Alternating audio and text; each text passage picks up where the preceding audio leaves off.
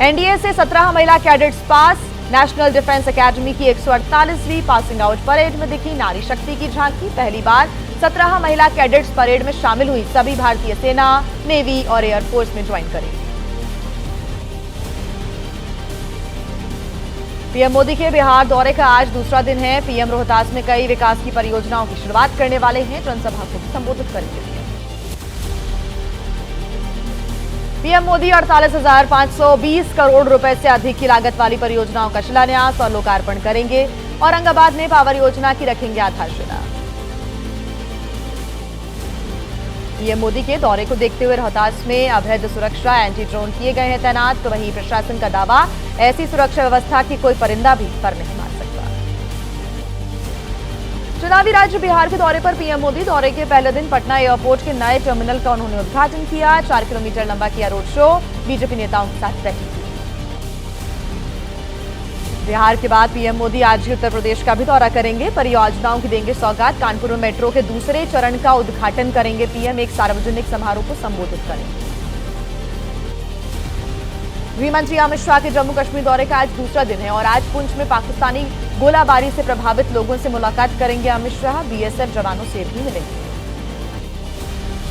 अमरनाथ यात्रा से पहले जम्मू कश्मीर में सुरक्षा को लेकर अहम बैठक हो रही है। केंद्रीय गृह मंत्री अमित शाह ने जम्मू के राजभवन में ये बैठक की और उपराज्यपाल मनोज सिन्हा भी इस मीटिंग में शामिल हुए।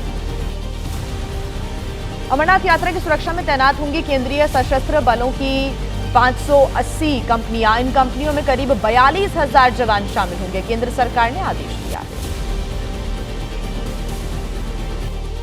किस देश के संसद में पहलगाम हमले में मारे गए लोगों को श्रद्धांजलि अर्पित की गई? इस वक्त किन किन देशों में है भारत की ओर से भेजा गया सर्वदलीय प्रतिनिधिमंडल? हथियारों की परफॉर्मेंस पर चाइना आखिर चुप क्यों है? तमाम बड़ी खबरों का पूरा अपडेट आपको दिखा देते हैं फटाफट अंदाज में। सियरा लियोन ने पहलगाम हमले में मारे गए लोगों को श्रद्धांजलि अर्पित की। संसद में मौन रखा गया। भारतीय प्रतिनिधिमंडल के सदस्यों की मौजूदगी में मृतकों को नमन किया गया। सियरा लियोन के नेशनल सिक्योरिटी कोऑर्डिनेटर से मिला सर्वदलीय प्रतिनिधिमंडल। सियरा लियोन आतंकवाद के खिलाफ लड़ाई में साथ देगा। पहलगाम हमले में मारे गए लोगों के प्रति दुख व्यक्त किया। रियाद में बोले सर्वदलीय प्रतिनिधिमंडल के सदस्य असदुद्दीन ओवैसी। अधिकारियों ने पूछा कैसे हो सकती है बातचीत? हमने कहा अब तक हुई सभी बातचीत से नहीं निकला कोई हल। हमें हुआ है काफी नुकसान। सर्वदलीय प्रतिनिधिमंडल की दक्षिण अफ्रीका यात्रा भी सफल रही है। भारतीय राजदूत प्रभात कुमार ने कहा कि प्रतिनिधिमंडल ने दक्षिण अफ्रीका के नेताओं को दी नए हालात और नई नीति की जानकारी। जोहान्सबर्ग में सर्वदलीय प्रतिनिधिमंडल के सदस्य मनीष तिवारी ने कहा पाकिस्तान की आतंकी नीति बर्दाश्त नहीं। भारत के पास राष्ट्रीय हितों की रक्षा का पूरा अधिकार है। सर्वदलीय प्रतिनिधिमंडल के सदस्य अनुराग ठाकुर ने कहा कि भारत सीमा पार आतंकवाद का शिकार रहा। अधिकांश देशों ने प्रतिनिधिमंडल की बातों का समर्थन किया है। बीजेपी सांसद बैजयंत पांडा की अगुवाई वाले प्रतिनिधिमंडल का सऊदी अरब दौरा। यूनेस्को विश्व धरोहर भी गया डेलीगेशन। मीठी के शहर में प्रसिद्ध है दरिया शहर। डीएमके सांसद कनिमोझी की अगुवाई वाले प्रतिनिधिमंडल का लातविया दौरा। रेजिडेंट मिशन खुलने के बाद पहली उच्च स्तरीय यात्रा है ये। आतंकवाद के खिलाफ वैश्विक गठबंधन पर बात होगी। सर्वदलीय डेलीगेशन के दौरे को लेकर सुप्रिया श्रीनेत ने सवाल खड़े किए। पूछा एक दो को छोड़कर अब तक क्यों नहीं मिला? बड़ा राष्ट्राध्यक्ष, अंडर सेक्रेटरी, भूतपूर्व सदस्यों के अलावा किससे हुई मुलाकात? यूपी कांग्रेस अध्यक्ष अजय राय का केंद्र सरकार पर निशाना। कहा कि सरकार पूरी तरह से फेल हुई। अपनी असफलता को छिपाने के लिए विदेश भेजे सर्वदलीय प्रतिनिधिमंडल। भारत पाकिस्तान युद्ध के दौरान चीन में बने हथियारों की परफॉर्मेंस पर चाइना की टिप्पणी से इनकार। भारत में मार गिराई गई PL-15E मिसाइल पर कहा यह निर्यात के लिए बनी है।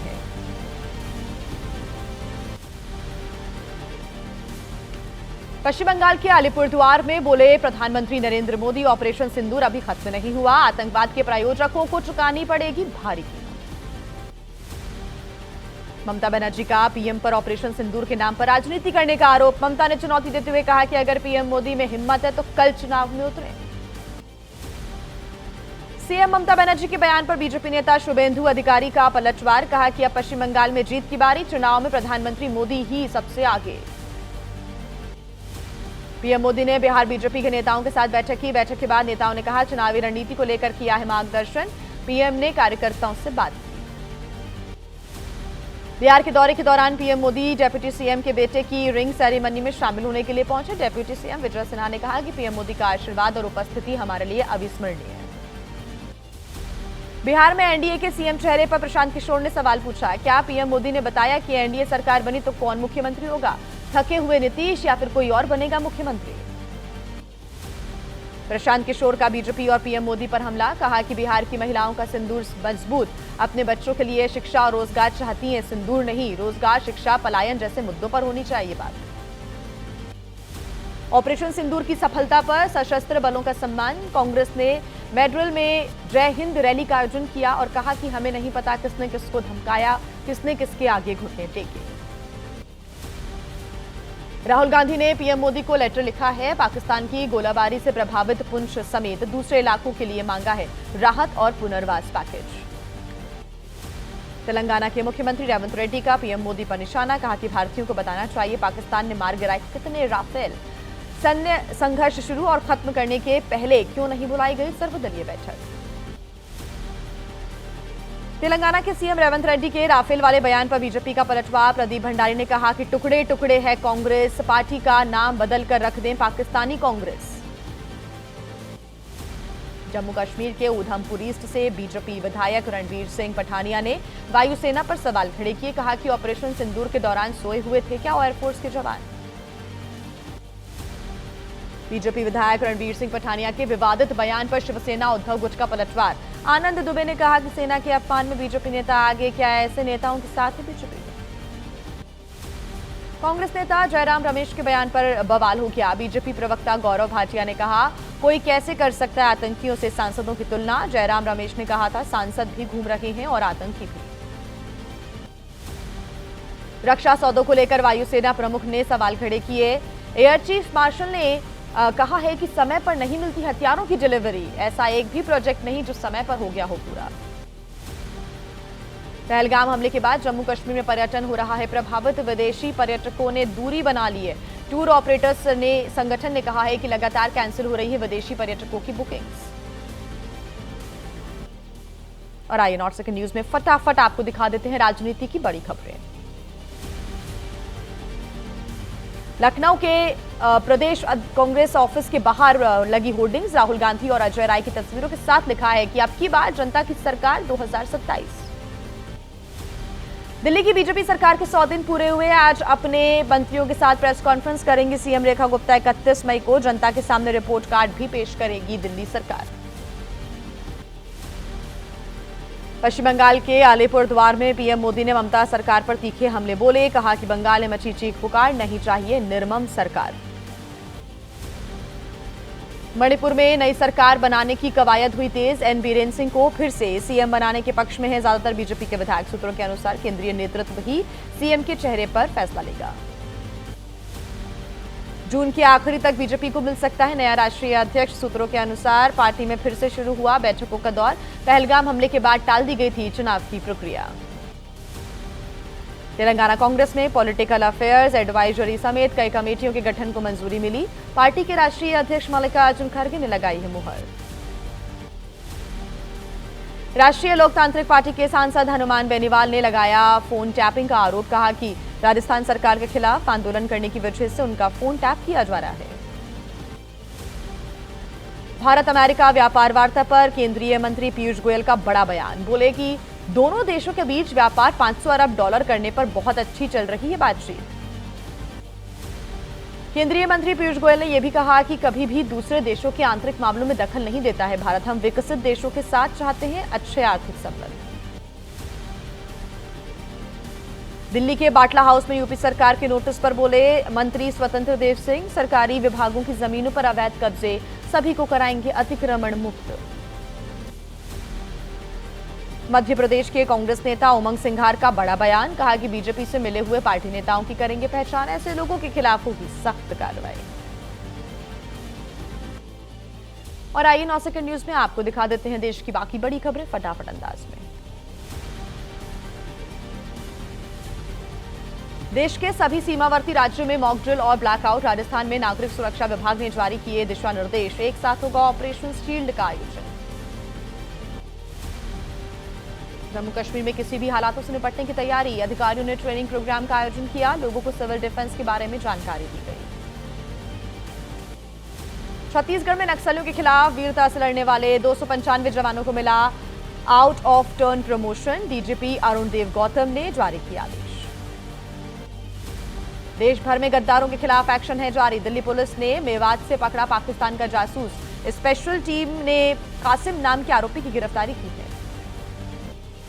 मुंबई से रविंद्र वर्मा नाम का युवक गिरफ्तार किया गया। पाकिस्तानी खुफिया एजेंसी के संपर्क में होने का आरोप है। सूत्रों के अनुसार शेयर की थी नौसेना वॉरशिप डॉकयार्ड से जुड़ी जानकारी।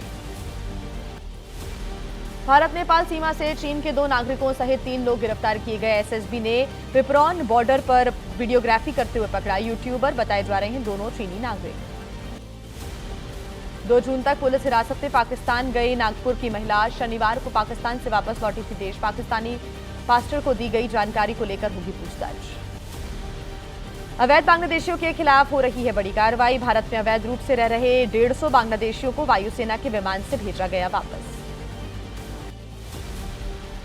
चीन का social media application red note north east India में बना खतरा।